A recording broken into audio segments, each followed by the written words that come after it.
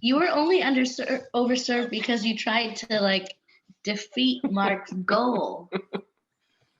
Challenge. It was last week. Welcome everybody to Beers with Bill, show number 50. And my guests tonight, Wilma and Marvin. And I would just like you guys just to take it away and talk to us about the Cascade hop water. Do you want to kick it off, Marvin? Cool. Thanks. Sure.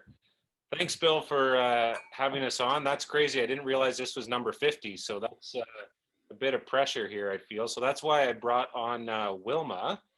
So just for those of you that don't know Wilma, she's been with the brewery for 7 or 8 years now. 8, maybe? 7 years. And was one of the co-founders of Queen of Crafts, for familiar with that. And so we've got to brew a number of beers together. Recently, especially with COVID, together we've done kind of spearheaded the education component of Wellington. So we've done a number of, we call them Beer 101 events, and then even more specific, like deep dives into the water chemistry. And both of us are lovers of hops. And so I thought it would be great to have her on for a different perspective. So you didn't just have to look at my face and could hear from another experienced person. So she's done a lot of work with, in particular, kind of APAs that we brewed together. And then also IPAs and sour IPAs, all sorts of hoppy things. So that was just my little intro for Wilma. So we'll go back and forth. Feel free to ask her questions and or me. It's just a casual conversation as always. But I kind of wanted to kick off the whole hop discussion by these 2 new products that we've introduced. So we have a Cascade hop water and Chinook hop water. So I'm sure people will have questions about it, but I'll give you like the Cole's Notes version of where we came from and how we got to it. And then we can kind of have the discussion from there. So basically, it kind of was born out of ideas. As brewers, we obviously drink a lot of beer and sometimes drink too much. And it's like, wow, if we could have something that, you know, tasted like beer, but didn't give us all of the ill effects when we're drinking it all night the next day. So then, you know, you try the non-alcoholic, but they, you know, most of them are just not that good. So, and for hop lovers, we're like, well, how come we can't just make hop water? But for anyone that's tried that, you just stick hops in water. It really doesn't taste good. It just tastes like chewing on a hop.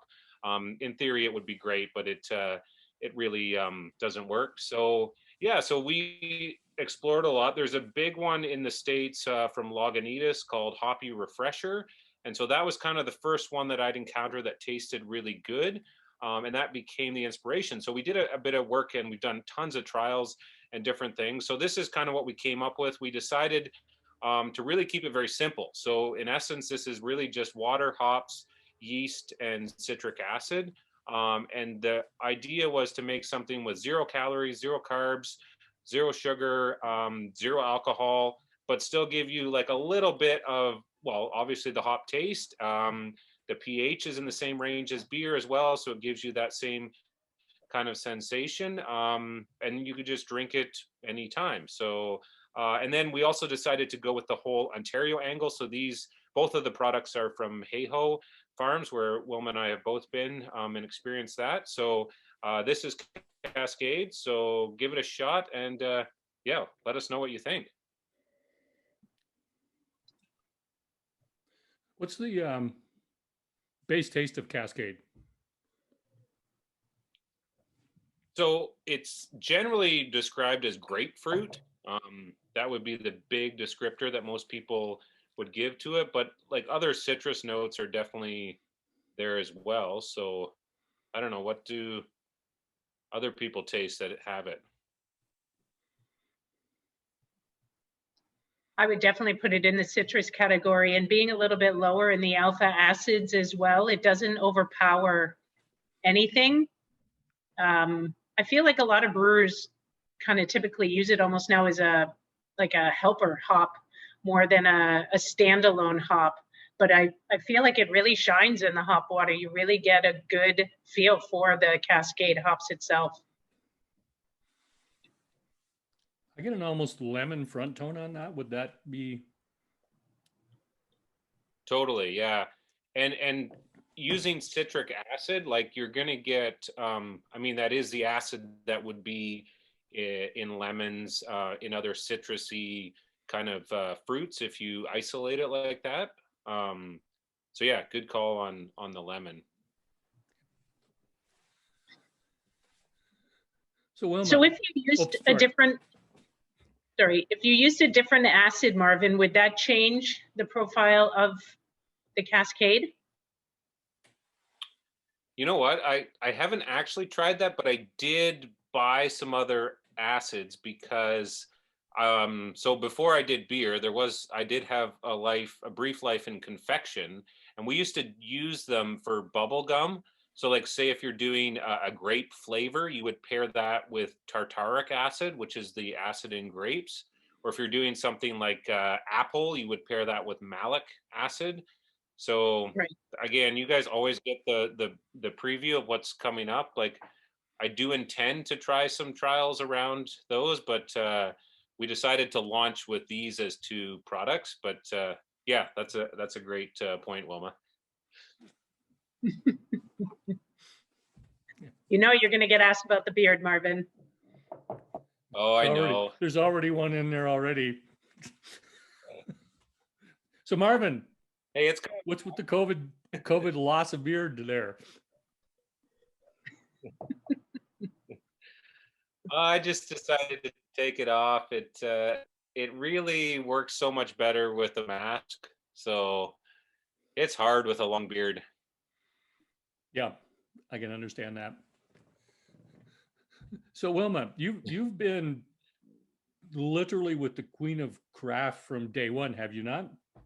So I was an attendee, so on that side of things, the very first year, and I made it onto the first brew team, which was how I ended up being with Wellington for the past 7 years.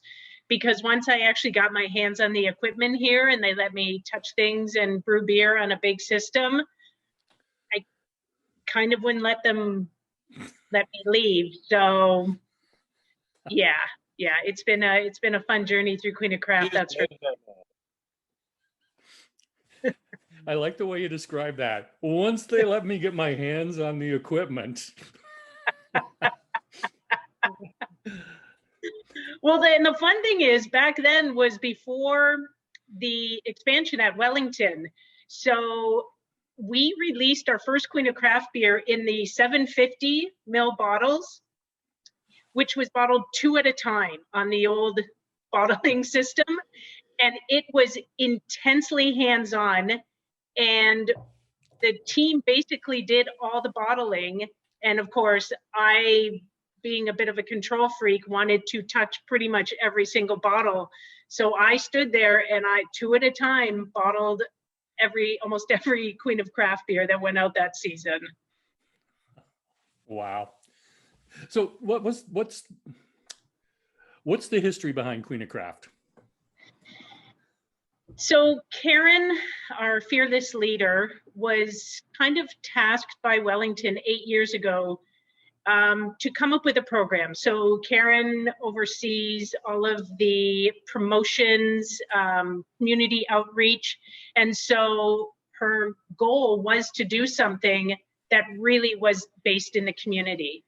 And so she developed Queen of Craft on the basis of, kind of broadening the idea that women have a place in the craft beer world and there's lots of room for education, and giving women a place to ask questions, maybe that it doesn't feel as intimidating if you're coming in with no experience, no knowledge, but you're curious. And the idea then was to give back to the community by raising the funds for Guelph Wellington Women in Crisis. And the great thing about it was that the end product was not only, you were educating people, but then you could also get on this brew team and brew a beer. We raised more funds that way. And then it just kind of kept going and growing from there. So you guys just came off of your 2021 fundraiser, $6,500. But It was so, fantastic. Yeah, unbelievable that's what we could do in that short period of time, switching to online events versus in person. That was obviously, as everybody knows, just a really big transition. You know, when you're used to having 100+ people in a space and feeding off of the crowd and getting that kind of feedback and, you know, watching people react to the things that you're doing and the beer that you're sampling, to then switching to where you don't have that live element anymore.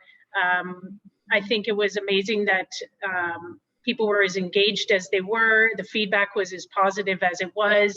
The events were all sold out. Yeah, we couldn't have been happier with how it went. well, congratulations. Thank you. It's not been a fun or easy pivot for anybody. You guys have managed to turn that into such a great positive for you. Yeah, thank you very much. We were really, really proud of how it went. And again, the community support was amazing. So you and Marvin, and I'm going to bring Marvin back into the conversation on this one too. You guys have been really, really busy in the last 6 months. You did the craft beer boot camps. I know your name appeared on 4 of them. His was on 3 of them. And then you just recently did a Burlington Rotary Club, what do you call that? Spring training. I like that. You know, so what's the inspiration for those, for the 2 of you?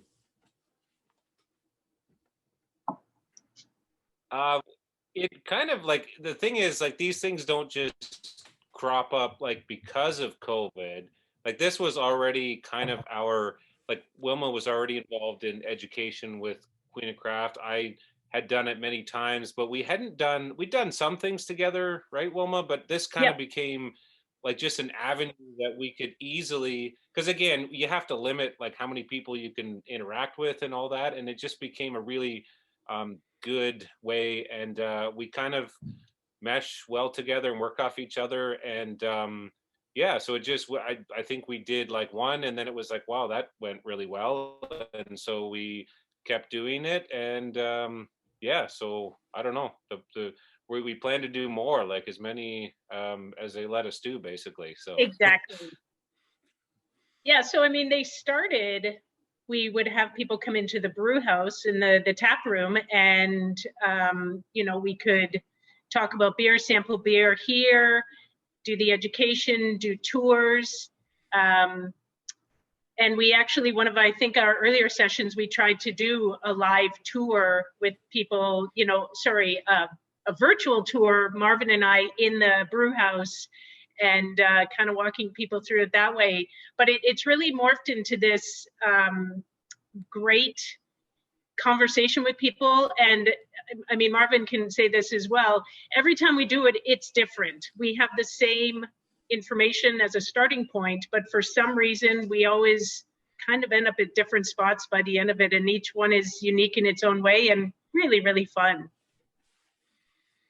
Yeah, we have so many different things we can talk about, and like we bring our collective, but also our own personal experiences with beer and our journeys. And then, yeah, there's always so many talking points. I always learn something about Wilma new every time, or, you know, what she did in England back in the day. Pulling pints the real way, cask beer right out of the cellar. It was amazing. You born in England, or did you work there No, for a few years? After university, wasn't sure if I wanted to stay in Canada or, you know, study abroad. And so England was a great jumping off point, and worked there for a little while in some pubs. Yeah, and you would, the cask beer out of the cellar. The cask beer. How not? Yeah. Yeah, when the whole tap moves, not just the handle, but the whole thing moves. Exactly. And I mean, they really do have the brass rails that they are, you know, shining up with their elbows. It's fantastic. Who would like to talk to me about the Chinook hop water? Are we going to jump into that one right away? Yep. All right. I will open one of those. Got that one, Wilma? Sure, I can start talking about this one. So I find Chinook hops are one of those hops that doesn't necessarily lend itself to people thinking about something that's a standalone hop. But I find the Ontario version of Chinook isn't quite as astringent, maybe, as some of the other varietals you might find. There's a nice earthiness to it without it giving itself too much of any of those qualities that maybe doesn't make it a great standalone hop. So you are going to get a little bit of a different experience. I find you get a little bit of a sharper note to it than the Cascade. The Cascade's a little rounder, and the Chinook just has that little bit more sharpness to it, I find. But Marvin, if I'm not mistaken, it's virtually the same process as a Cascade as far as the citric acid and the yeast. Yeah, everything else is identical. So that's kind of the cool aspect that we wanted people to really grasp, just showcasing the hops. And basically, from my experience, the people I've given it to, it's like people that really like hoppy things, like the Chinook better. And then people that aren't as much on the hop game, they will prefer the Cascade. So like my kids like the Cascade better than the Chinook. So yeah, it's just an interesting observation, but yeah, I don't know what other people think. Is anybody getting the differences between the two? I find it quite pronounced, and I agree, Marvin. There's people have their reasons for preferring one over the other. It's generally not, yeah, they're about the same. It's no, I like this one better. And that's why we want to do so. Sorry. I find it very, very subtle. Actually, if you hadn't pointed out the earthiness in it, I would have completely missed that. Yeah. But yeah, you're right. There is a real difference between the two, but I find it very subtle in that process. So Marvin, do you start with the same like base water as you start with for beer? Yes. Yeah, there's no mineral additions. So depending on what style of beer we're doing, we will adjust our sulfite to chloride ratio. But with the hop water, it is just the straight water, and it's only adjusted for pH, because our water actually is a like 1-to-1, which is kind of just a very neutral base for pretty much any beer. But yeah, if you want to accentuate different elements, like for IPAs, we will play with that a bit. But yeah. So Terry and Emma are curious. How long does it take to do a batch of hop water, and what's the shelf life of it? So yeah, like I kind of alluded to at the beginning, it's not just throwing hops and water. So I actually, like we say, we brew it, because I literally do put it in the kettle, bring it up to a boil. Then I use our heat exchanger to bring it back down to add the whirlpool hops. So from there, I kind of treat it like a normal beer. So I bring it down to a certain temp to kind of accentuate the aroma flavors, but not the bitterness. Because keep in mind, there's nothing to balance out the bitterness in this. There's no malt body, there's no alcohol. So you got to be really careful with that. I've made several batches that I've messed up, and they just, I mean, we still drink them but they're very bitter and are not kind of acceptable to the masses. So yeah, so then it goes into tank, and I dry hop and add the yeast. So it's in tank for several days, anywhere from 3 to 5 days, because you kind of have to let the hops settle out. And so basically, as you can see, if you look at it, what we're going for is a slightly opaque product, but without the hop particles in it. So like if we pull it out too early, it will have like the hops like literally in there. So we need to give that time to settle out, and just allow the flavors to, a few of the earlier batches, like I roused them and did different things, and it really ended up not going well. So yeah, it's been a learning experience, but a lot of fun. So yeah, shelf life, We're learning that so far. Like the earliest batches are still holding up really well. Like I'm expecting it to last a good 4 or 5 months. And because keep in mind, a lot of the things that cause beer to stale are oxidation. So in this case, and you need something to oxidize. So there are hops there, but also the acid kind of acts as an antioxidant as well. And so I'm not really expecting it to go bad, but we're still in the trial phase with that. So we haven't really, we've launched it like kind of locally, but there is talks like we might get into grocery hopefully and broader market. But yeah, that's kind of down the road. What is that next question by Mike?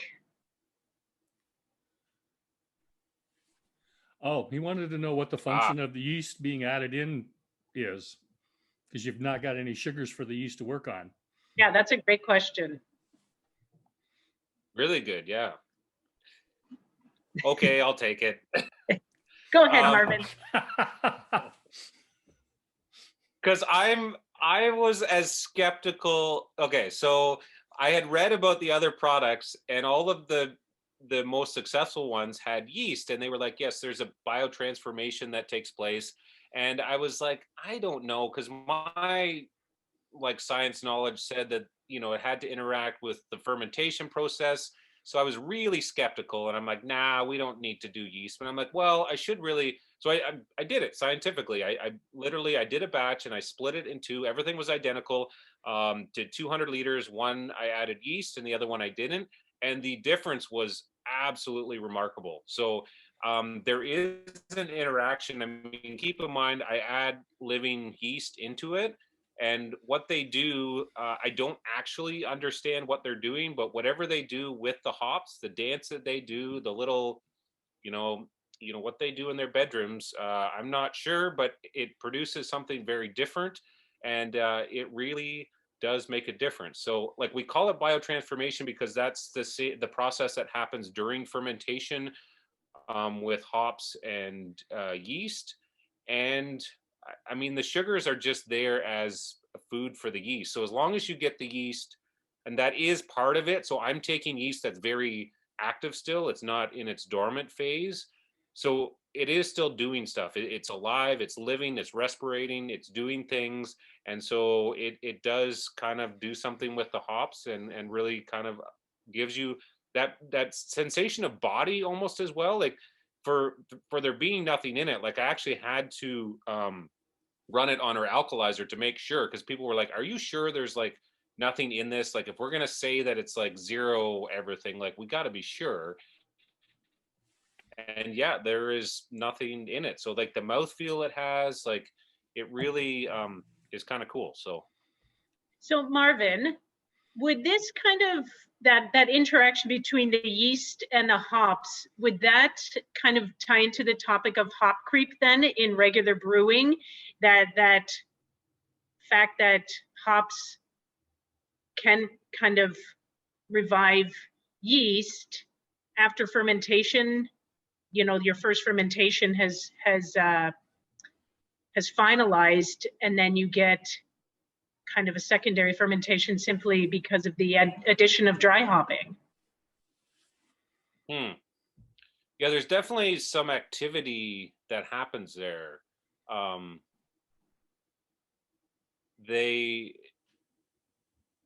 So I see Remy's kind of adding some comments to this. And yeah, there would be some like sugar content. It's like most things with food, like all things kind of contain some sort of carbohydrate, protein and fat. Just in a lot of things, there's very small amounts. The hops, hop creep typically occurs when you add like a ton of hops. So like ratio wise, this hop water would not be in the same range as like an IPA. Yep. Oh, for sure. But it definitely, yeah. I don't know. We're really getting into some good discussion here. But definitely, yeah. I just really like that I mean, you can tell the yeast is doing something to the body and the hops are giving the yeast something to do. So, I mean, there's got to be some sort of an interesting interaction happening there. Yeah, and it's definitely something that needs to be studied more because, again, this is a pretty new product, so there's not a lot of data out there on it. So I do admit that I was very skeptical, and I spent some time online reading, like Remy's been writing about, and I was intrigued by the fact that they were talking about the fact that if you didn't put yeast in, you wouldn't get a very good result. And he's talking about the dry hop creep. There's 3 or 4 articles written about that now.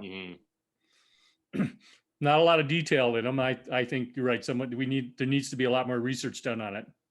So yeah, and this is like similar to a lot of things in brewing. Like now that there are so many breweries out there, so many people brewing, and so many home brewers, like there's a lot of experiential knowledge that's out there. So I would say like, and that drives the science, which is good because then you start studying the things that people are noticing happen. It's like, okay, well, why is this happening? Let's figure it out. But there are still some big mysteries in beer for it being such an old beverage. Like there is stuff that still happens. I've been doing this for 18 years and I'm still mystified sometimes at things that should happen and don't happen. And yeah, so good question about the high alpha ones. And like Wilma talked a bit about that with the difference between Chinook and Cascade, because they definitely differ in alphas. But I have yet to do, we wanted to go with the Ontario angle for now, but I do plan to try out some of those other ones just to see what happens. And, but anyway, it'll be a hop party. which beer are we going to start with? I think Phantom Time, definitely. We're going to actually drink some alcohol tonight or what? Well, we're hitting the 30-minute mark, so if we want to get both beers done, we should probably start that. Bill, can I just ask one question about the hop water before we move on, Bill? No, you've been banned, man. You're the benevolent dictator here. It's all good. Go for it. I was just curious if you guys had experimented with like just a plain hop tea in the R&D process for this. For my birthday, Naomi bought me a bunch of hops from Shortfinger. We just brewed them up with hot water and made some teas to try them out, and they were quite bitter. They were good. Like I enjoyed them. I like a really bitter tea, but these are, much more. The citrus really comes out, and this is definitely a more refined product. But was that part of your process at all? I guess I'm just wondering, or have you tried those? It was actually. So the first couple I did on our little pilot system. Wilma's used that before too. So it's like, well, it's essentially just a homebrew system. So it's 40 liters. So the first 3 trials I did like that. And it really was hop tea, but then I tried to use some citrus peel as well. So I went with like Amarillo and then used orange peel because I was like trying to amplify the orange, but it came off like really bitter because I boiled it too much. And that's where, like, you're right, I've refined it now so I don't add any hops when it's actually boiling. It's a technique I kind of stole just from what some brewers use for hopping, like whirlpool hops. They will actually bring the temperature down because as soon as if the wort is anywhere 90 plus, you're extracting like alpha acids out of it. So if you want something that's like super juicy and you don't want those bitter compounds, you have to cool it down. Otherwise, you're going to isomerize the alpha acids. That's a great question, though. But time for beer. Phantom Time, actually. Phantom Time.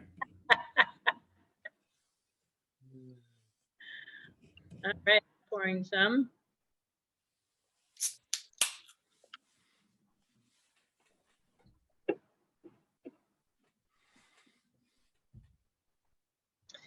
So I will be the first to admit, as primarily an IPA lover,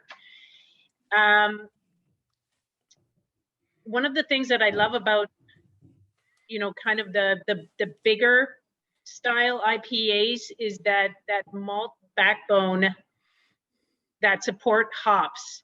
And I find, you know, a lot of breweries make the lower ABV APA style, you know, call them American APAs, call them sessionable IPAs. There's all kind of names for them out there. But I think that that's the hardest thing is getting that, you know, that body right to support the hops that you want to have in there. So it's not too far one way or the other, too malty, or, you know, the hops are just through the roof the wrong way. And we've done many beers like that. Wilma had the Queen of Craft APA, and we actually did that a couple times. Yes. And yeah, they're in many ways much harder to make than like a regular strength. I would agree. But yeah, I'm pretty happy with how this one turned out. So this is pretty. This is all Galaxy hops, and it's interesting. Like it's all about your hop ratios at this point. Now the body from this one comes from spelt malt. There's a bit of spelt in there, so it really gives you a little bit more of that mouthfeel. It's a higher protein and a little bit of a peppery sort of taste to it, but also like the Galaxy hops are just so aromatic on this, and really for the hopping rate, it's not crazy. But I don't get what I don't get from this that I get from some other sessionable APAs are those really strong grassy, like chewing on a hop pellet kind of idea. So that's really all about the hopping regime and how much you put in and when you put it in. Well, and that's the big thing with making this style. I think it's really important is the when you put it in, depending on the flavors. And Galaxy is one of those hops that you can use at multi stages throughout the beer to get different notes from, and none of them are going to be the wrong notes for a standalone hop style beer. But I really think the when is the important thing in an APA. Was there much bittering hops used in this, Marvin? None. That's what I thought. Yeah, it's all there's Whirlpool, yeah, and then a couple dry hops on it.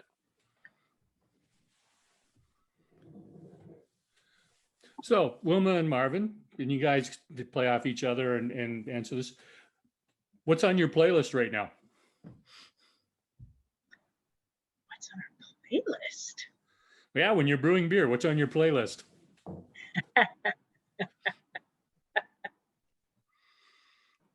Oh, goodness. You know, most of the time I'm here, there are some pretty big personalities at the brewery. I think breweries attract a very eclectic, from a musical standpoint, group of people. And I'm usually, when I'm at the brewery, I am perfectly happy to sit back and go along with some of the choices by my peers, because it is anyone's guess what's going to be playing at any given time around here. I mean, Marvin's here, you know, basically 24/7. And the reason I'm saying here, for those who don't know, I'm actually sitting in the tap room at Wellington right now. So I'm actually here. And Marvin's actually at home.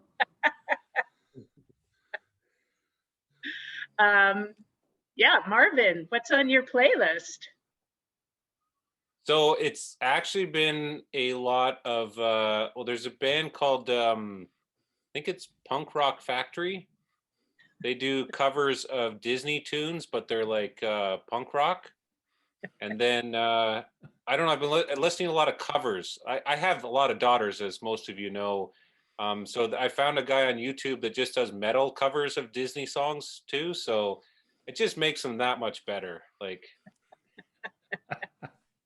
but it's really like, because they're so singable, and then you get it with, you know, You a know all little the bit. words already. Exactly, yeah.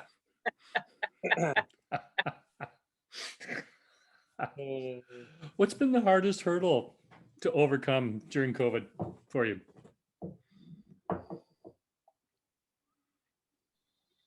Oh, well, I mean, yeah, actually, my home life has been great because there's so much of us. So it has been more the work side, and I think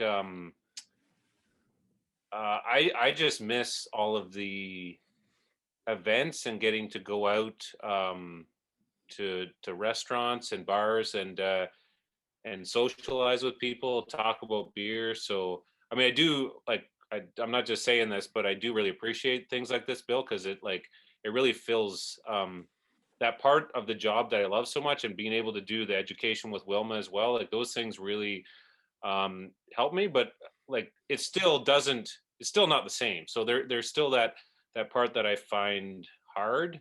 And it was weird. The other day I got the chance to talk to Sean Hill from Hill Farmstead in Vermont, and I just like I finished the call. It was like a half-hour call, and I had that feeling that I hadn't felt in a very long time. It was like going to a conference and talking with like a peer that you know don't see very often, and you have this conversation like about their challenges at their brewery and your own challenges, and then kind of discussing things, learning something you can take back to your own brewery. So yeah, I would say that's been the biggest challenge for me. It's just been, and the way the job has kind of shifted like that. But yeah, Wilma. And I would definitely say, I mean, you know, Queen of Craft were just so, you know, trying to get people involved and being in spaces with people for samplings and education and going to other breweries and doing talks. And I mean, that is just completely gone. So there's been none of that.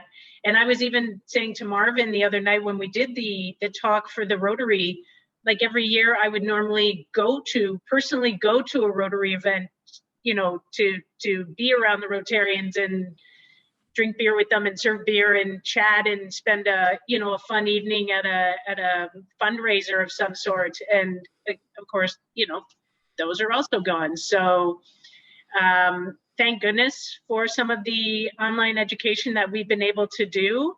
I found, you know, with every setback, it mentally it gets harder and harder, and then to have something that feels somewhat normal really is good for the soul. It really, really is. What's been the best thing that's come about because of COVID?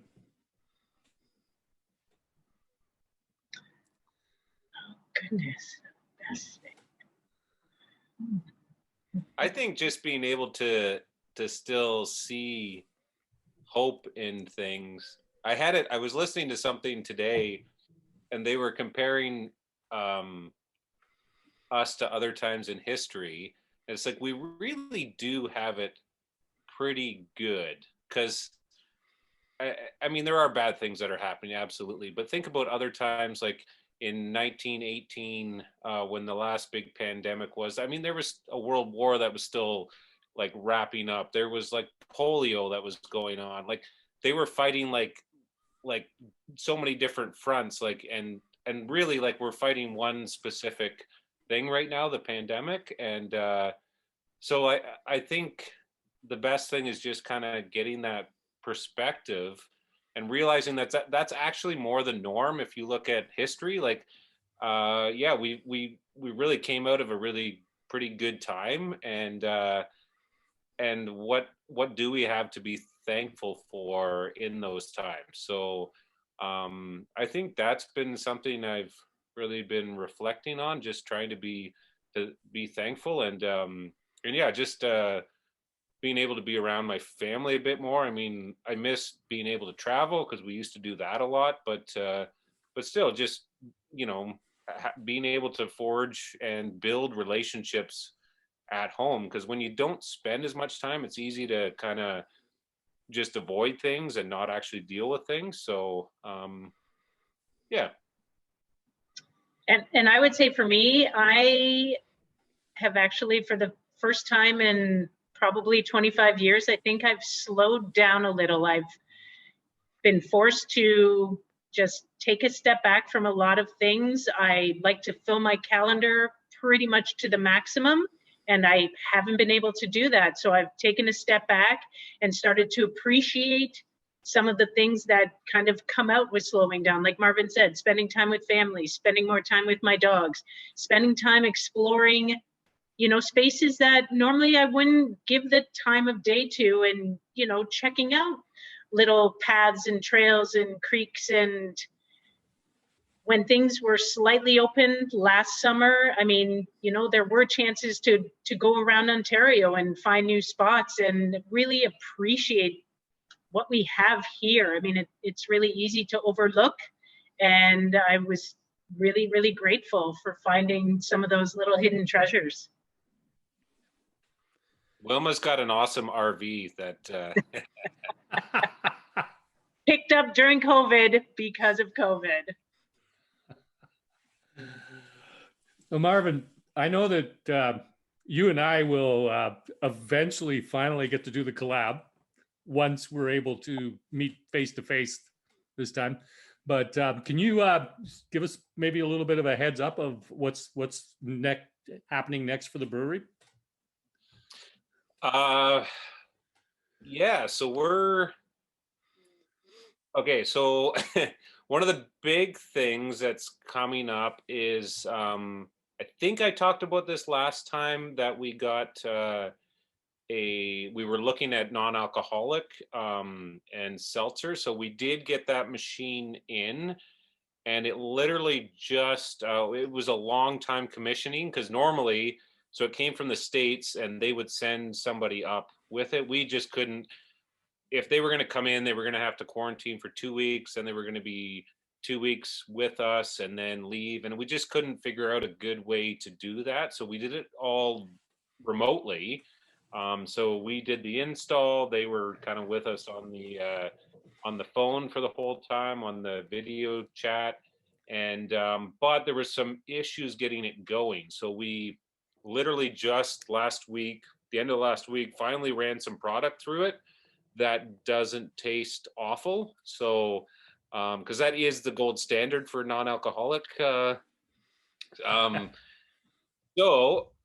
very excited about that. So we're really at the infancy stage of that, because what we've been doing is just running our existing product through it. And what I really want to do is actually brew a beer specific, so that when we take the alcohol out, it still has good body and tastes pretty decent. So that is on the horizon next. In terms of beers, we're keeping with the Surfer series. So if you Turtle Roll is out right now, so we did try to do a slightly greenish beer. We're going to release another Surfer. Actually, Raked Over is next. So I'm sure some of you have had the habanero one, the spicy one. We're brewing that Monday. It'll be out for wider release in the LCBO, along with retail. And then we're going to do a new one. So yeah, I can tease that a little bit. We're going to try some charcoal in beer and some lemon and blueberry. So that's going to be in an IPA. So yeah. Wow. Charcoal. It's for the All health. the rage. Wilma. So what's next? we Go are ahead. trying to figure out some upcoming, continuing some online Queen of Craft events. Normally our, events are in the month of March, and then throughout the year, we might get involved in some outside events, but we're really going to, I think, start trying to focus on, our foundation here and build on that. We've been doing Queen of Craft series now for 8 years. We've touched on a whole range of topics, but I don't think we want to lose sight of the fact that there's always people who are going to be coming into the craft beer scene. They're new, they don't know a lot, and we don't want to just assume that everybody has the same level of knowledge. So I think, we're going to try to build programming to make sure that we're including everybody along their different stages of their journey. So that's kind of where we're headed. Thank you. I was just going to ask you, so with Queen of Craft, what's going to happen? But that's great. That's you guys have done a wonderful job making craft beer more accessible and making all of us aware that the input that you can do for it.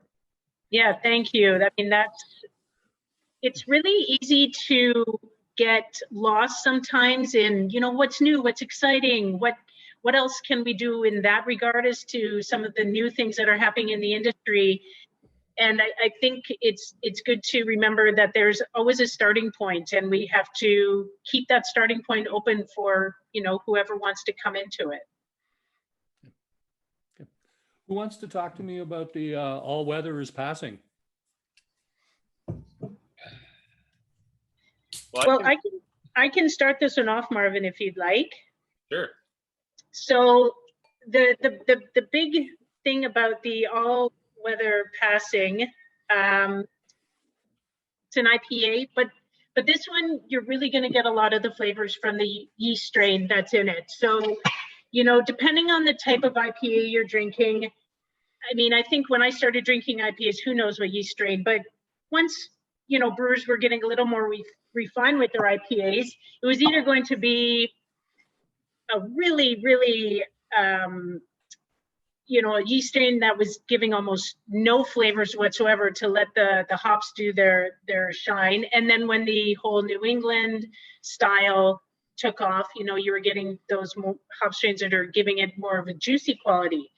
But now this one is with the Dyck, which kind of changes everything a little bit again, as far as the overall experience and how it interplays with the hops and what flavors you're going to get from this particular IPA, which I'm going to have a sip of.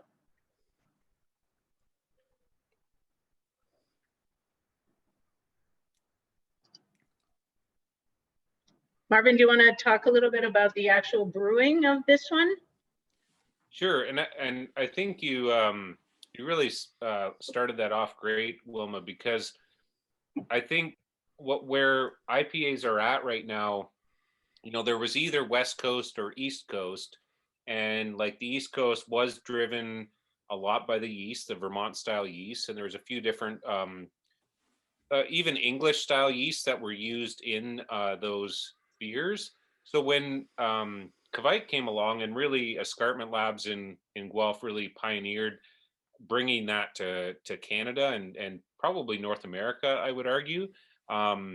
So, you got this yeast strain that was super trendy and cool because it could ferment at over 30 degrees up to 40 degrees. And, you're always skeptical, but I mean, I've been trialing Kvike yeast for many years now, as soon as they started started to use it. And so it took some time to figure out how to work with it, because it's very unlike other yeast strains and being able to ferment that hot. Normally, like I've had temperature problems in the past with cooling and whatnot, and you let an ale go over 25 degrees and you get something nasty, like you get fusel alcohols and like all sorts of bad things. But this, you get yeast character, but not the same as like Vermont. So like, to me, this beer kind of actually hits somewhere in the middle between the West Coast and East Coast. So you get some cool ester type flavors from the yeast, but also like a bit of bitterness, but not that piney kind of bitterness that you would get from a West Coast.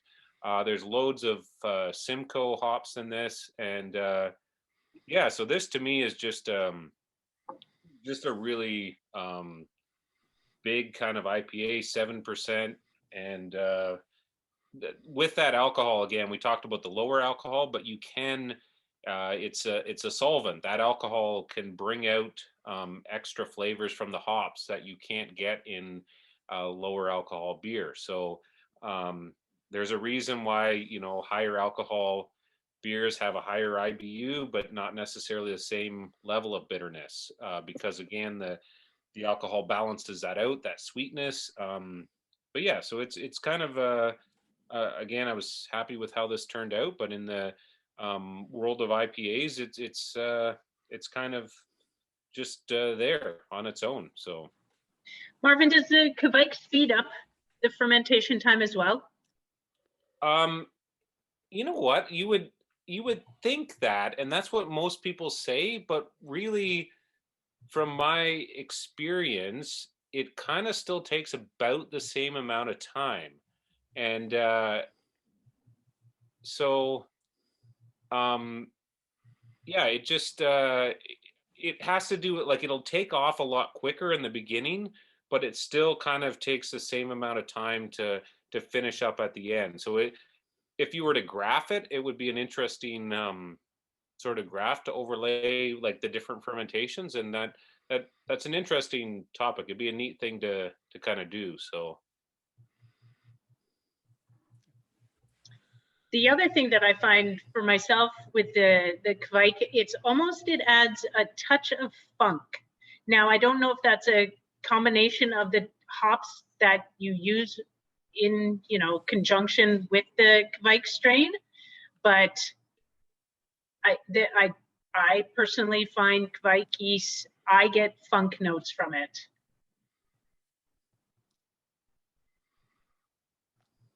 Yeah, I would agree with it. It's not like barnyard funk, but it's like, No. Yeah, it's like kind of a fruit. You know, when you grab that fruit that's right at the right stage, just before it's rotten. It's just so juicy and good. Thank you, Wilma. I was trying to place what that middle tone was, and I just couldn't. It was like, then it is funk. You're right. That just, yeah. Yeah, it's almost like I kind of start thinking along those lines when I see, you know, something brewed with a Kvike. I'm like, I wonder, you know, what level of funk I'm going to get on this one. And I love all the band names and song names, A Touch of Funk. I'm there. That's actually going to be my new brewing song, A Touch of Funk. So Wilma, you do a lot of reading. Yes. So what book would we find on your bedstand right now? Oh, I just finished reading Where the Crawdads Sing. And I always have the new IPA within arm's reach. I actually brought it here to the brewery with me again. Anytime I'm going to talk about beer for some reason, I have to have that book with me. I'm not referencing it, but I just feel like I need to have that book with me. It covers so many things about hops and brewing that I'm like, oh, I was just thinking about that, and it's right there. So that one is always at arm's length, but I'm a big fiction reader by and large, and depending on the book, I mean, yeah, I'm and again, this is probably a COVID thing. I've had a little bit more time on my hands. So I've been reading a little bit more heavily. I just started Transcendent Kingdom last night. So yeah, I'm usually got about 2 or 3 books on the go at the same time. I hear you. Marvin, I have a question for you. In 2017, you did an interview and you were asked what advice you would give someone who was going to start a brewery. I'm going to give you the advice you gave because I know you wouldn't remember it. Be prepared to work long hours and learn how to get excited about packaging and cleaning. Is that the same advice you'd give today, or would you give a little bit different advice now? Sorry, I missed the first part because I was going to, I made a comment about you digging up all this good stuff from the past. What was the very first part of my? Marvin. Well, listen, the interview with Barron's was fantastic. And I actually spent a little bit of time online listening to the two of you do your craft beer boot camp. Cool. But be prepared to work long hours and learn how to get excited about packaging and cleaning was the advice you would give anyone who was starting out in a brewery. Is that going to be the same advice now, or would you give a little bit different advice? You know what? I would still echo that. I don't know if I would add anything to that.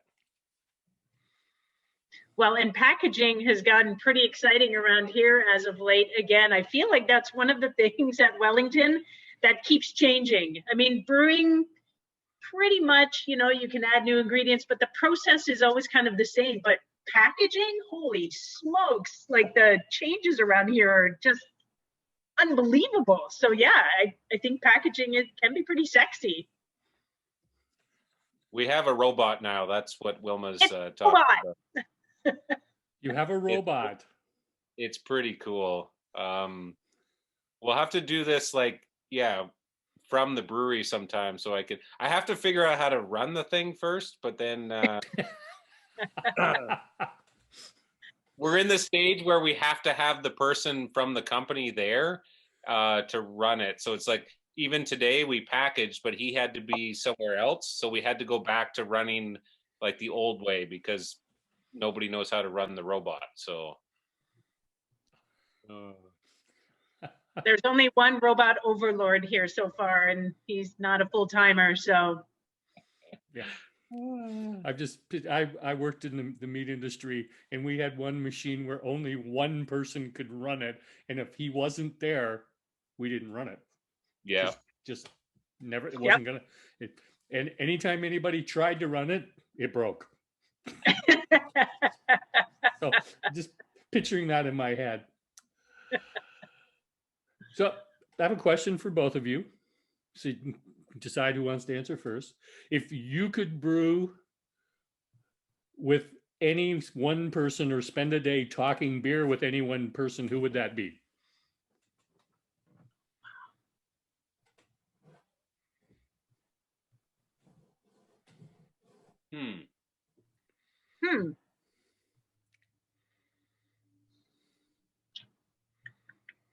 My first instinct was Jesus, because he made water into wine instantaneously. So I would love to be able to do that, but good one.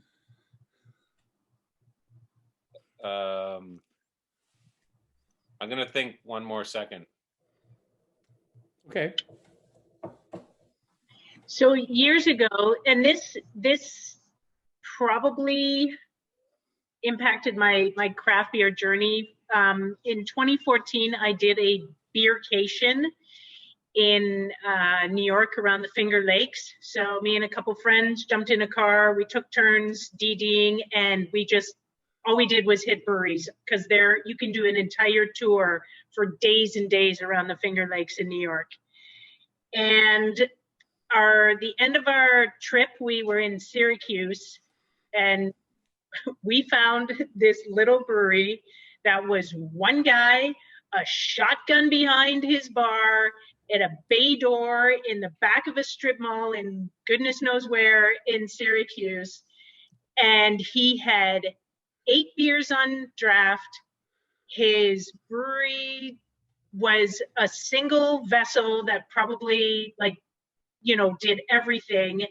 And somehow this guy was cranking out just amazing beer, amazing flavors, different styles, to the extent that in 2014, I asked him,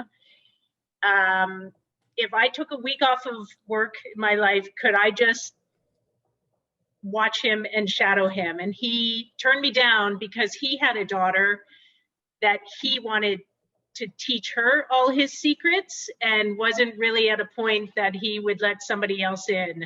So if that guy is still around brewing beer in Syracuse, out of a bay door in a strip mall somewhere with his shotgun, that's the guy. I wanna spend a day brewing with that guy. That is Hobble awesome. in that. I actually, my answer is actually what Remy said. I would love to spend a day at a Trappist brewery. I don't really care which one. There's one in the US that I'd like to go to. I'd just like to experience like the monk version of brewing beer, because I don't even know what that would be like. Like, do they just not talk all day? Like, I would love to experience that, like, and just learn, because it seems like some of those breweries have been around for like 1,000 years, and I would just love to learn like that. But I don't know. I love your story, Wilma. I'd never heard that story, so there you go. Every time. Oh, He did say that every time. yeah. Full of surprises. So we've hit the top of the hour. Do you guys have time to keep going, or? Oh, I'm Yep. good. Yep, I'm great. I've got beer. I mean, I'm in a brewery, so I'm good. So Marvin's had a little bit longer to brew beer, like 18 years versus your with the Queen of Craft around 8 years. Is there any particular style of beer you wish you'd brewed that you haven't brewed yet, Wilma? So I have been so fortunate. My first experience of brewing beer here at Wellington was a gold medal winning stout, like crazy. And I've been able to brew just a wide range of styles. But to be honest, the one brew that I have not brewed at Wellington yet is just a straight up New England IPA. So that is what I want to do. At some point, I'm going to hopefully get a chance to brew a hazy New England style IPA. Marvin knows how much I love them. I'll text him beers to try when I, find something.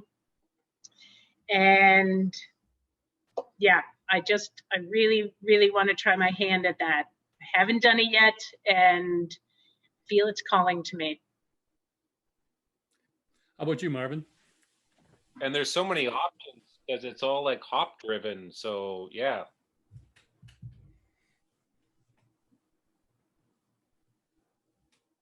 So what do you got, Marvin? What do you want to do? Oh, what do I want to do? Oh, What do you? sorry, I think my internet's not the best, so it's a bit of a lag. But I have brewed a lot of different styles.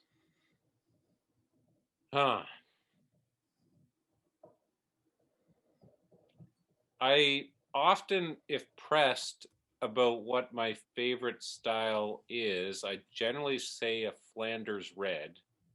And I would really like to try doing a real one, which would involve like barrel aging for 3 years, blending back, like doing something that involves like time, but then blending again.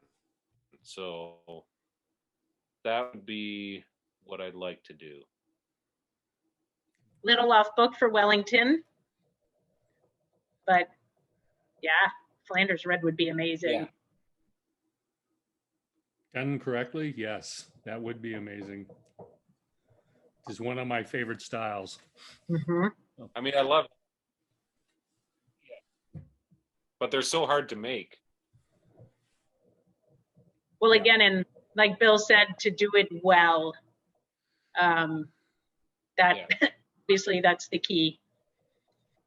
Yeah, and I've definitely had some that have been done in North America, but and some of them have been quite good, but it's really hard to compete with the Belgian ones. So They've had a lot of years.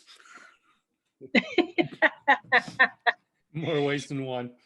Well, and you know, in doing some historical research, I mean, the Belgian monks were using hops, you know, 1200 years ago already. Like those guys they just know everything. I don't know how they know, but they figured stuff out way before they should have figured stuff out. Yeah, it's true. So I've got one last question for both of you. If there was one thing you'd like everybody who's joined us tonight to take away from our conversation, what would it be?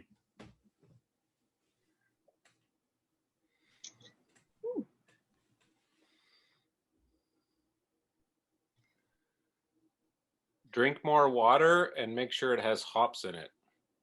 Ooh, that's a good one. That's pretty good, Marvin. I saw somebody chime in and say something about, you know, what if you don't like hoppy things? I would say that keep trying. I feel like hops fit and cross so many different flavors that you can't just say, I don't like hops. If you drink beer, you know, you're drinking something with hops in it. So find your style, like find your taste, but don't just say, I don't like hops. I mean, the hop water might even be a good place to start to kind of gear up your taste buds. But man, the way that hops are used now and the flavors that are brought up by hops, it is unbelievable and unbelievably different from even where we were 10 years ago. So I don't buy it. I don't buy the I don't like hops argument. I just think you haven't tried the thing that you like yet. Wilma, Marvin, I want to thank you for the gift of your time and knowledge tonight. I appreciate the fact that you're both willing to join in. This is not quite a tag team match, but you guys play off of each other really well. But I appreciate you. Thank you. For the rest of you to join in, Peter Collins is with us next week from TWB, and I will be putting out the beer list tomorrow afternoon, and everything will be available on Thursday. And yes, the collab that he and I did on the tiny little homebrew system at TWB will be available, and we did a Galaxy Hop APA. So that's awesome. Thank you, Bill. I've actually brewed